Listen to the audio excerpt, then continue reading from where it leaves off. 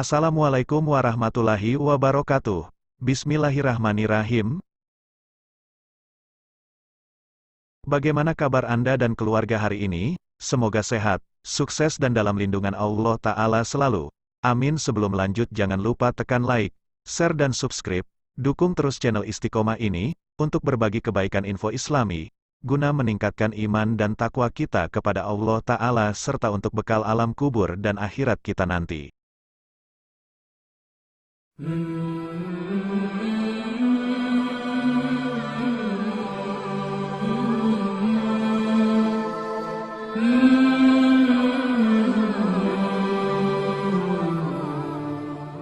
Bismillahirrahmanirrahim. Assalamualaikum warahmatullahi wabarakatuh. Alhamdulillahirabbil alamin. Wassalatu wassalamu ala asyrafil anbiya'i wal mursalin sayyidina Muhammadin wa ala alihi wa ashabihi ajma'in. Faqala Allah Ta'ala fi kitabihil karim ba'da a'udzu billahi minasyaitonir rajim.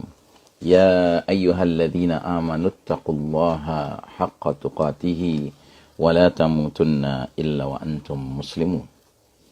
وقال تعالى في آية أخرى وإذا قرأت القرآن جعلنا بينك وبين الذين لا يؤمنون بالآخرة حجابا مستورا.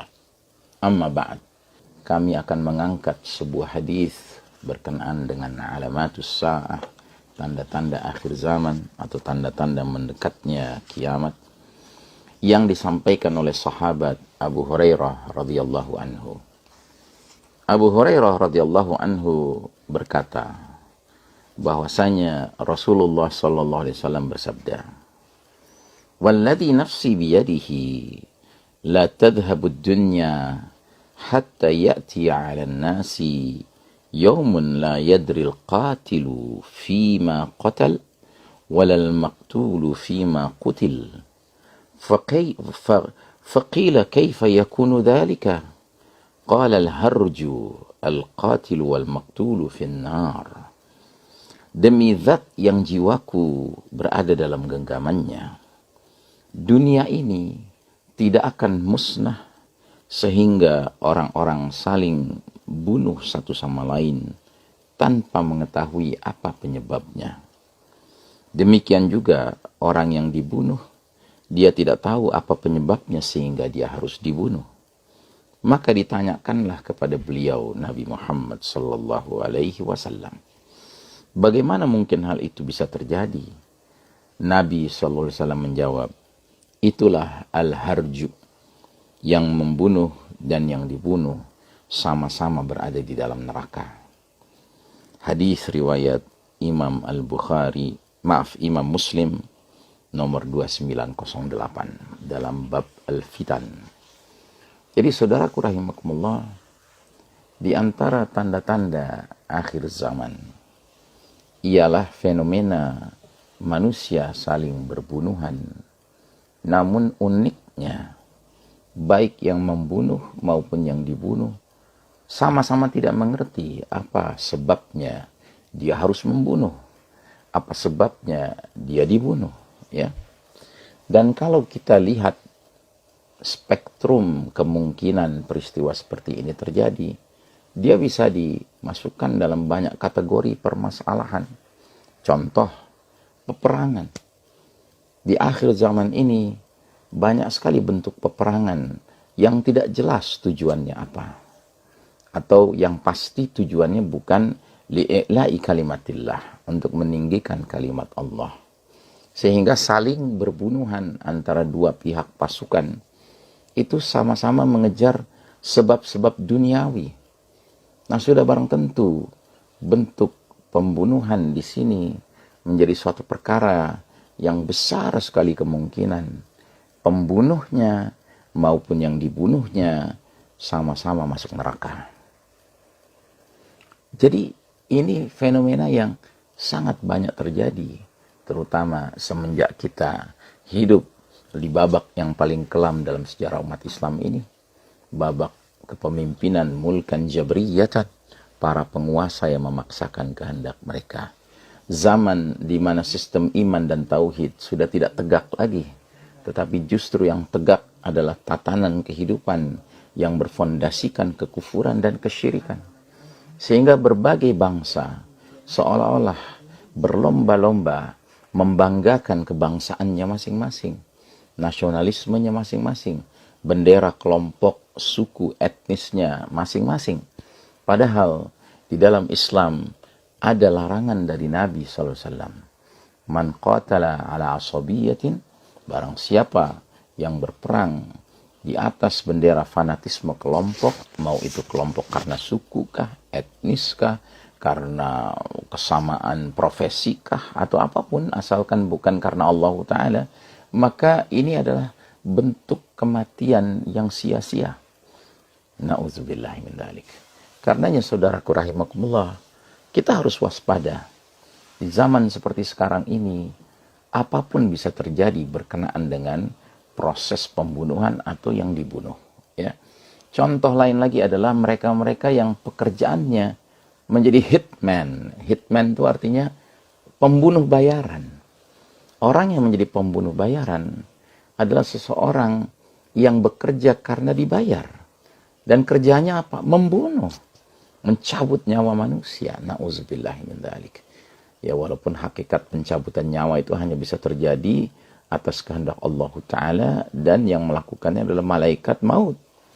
Tapi ini, profesi hitman ini, pembunuh bayaran ini, dia tidak perlu mengetahui apa perkaranya si target yang dia bunuh ini, apa persoalannya. Dia nggak perlu tahu.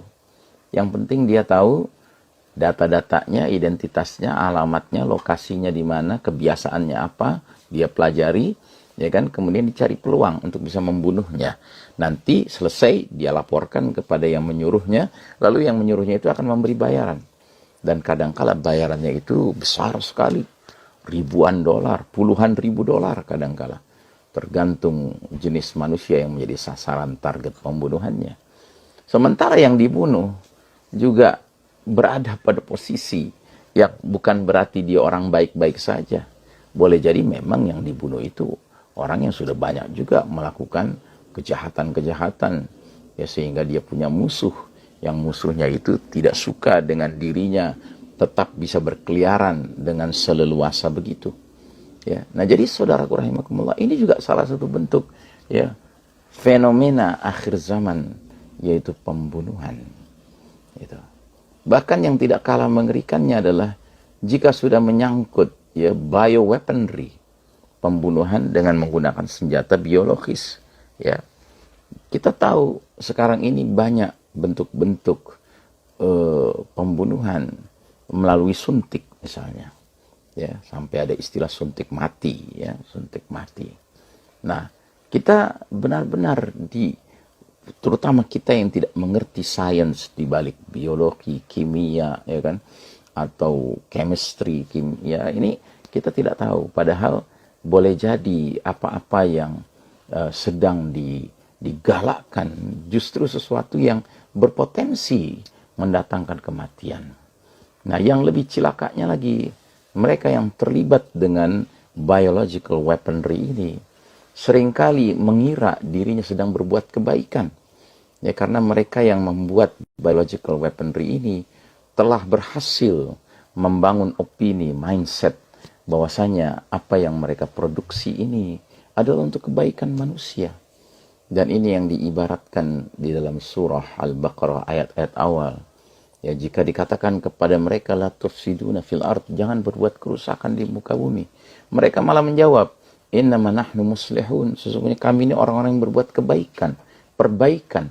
Na'udzubillahi min dzalik. Nah, jadi mereka-mereka yang masuk di dalam sistem, ya, penggunaan biological weaponry ini, mereka merasa justru sedang melakukan kebaikan. Ya, padahal sesungguhnya ini adalah suatu keburukan, suatu fasad yang sedang berlangsung di muka bumi. Begitu pula mereka-mereka yang secara rela, ya, mengalami proses, ya, diberlakukan atas dirinya biological weaponry ini, tidak merasakan itu sebagai biological weaponry. Bahkan dia merasakan itu sebagai sebuah solusi atas permasalahan-permasalahan problem kesehatannya, problem tubuhnya, ya, yang terbaik, itulah solusi yang terbaik. Jadi saudaraku rahimakumullah, benarlah Nabi Muhammad SAW ketika menyebutkan tentang hal ini, bahwasanya ini adalah di antara ya alamatus sa'ah, tanda-tanda akhir zaman. Dan ini kita berada di era penuh fitnah di akhir zaman.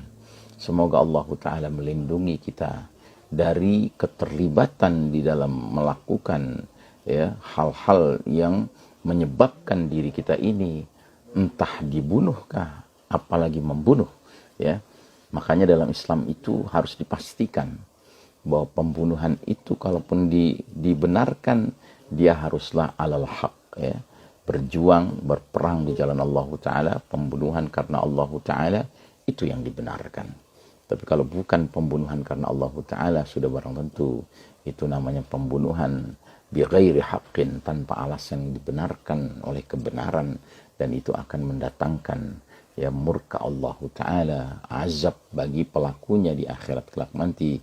Wa na'udzubillah min dzalik. Dan kita sendiri sebagai pihak yang hidup di dunia ini, mari kita memastikan bahwa hidup kita berada di atas rel yang benar. Sehingga seandainya pun Allah takdirkan kita harus dibunuh oleh pihak tertentu, maka pembunuhan itu justru mendatangkan kematian yang terbaik bagi orang yang dibunuh, karena dia di atas jalan yang hak, ya. Dia akan memperoleh al-mautu fi sabilillah, kematian di jalan Allah Ta'ala. Dan itu cita-cita setiap mukmin yang berakal sehat, yang faham akan dinnya, faham akan hakikat hidup di dunia ini dan hidup di akhirat kelak nanti.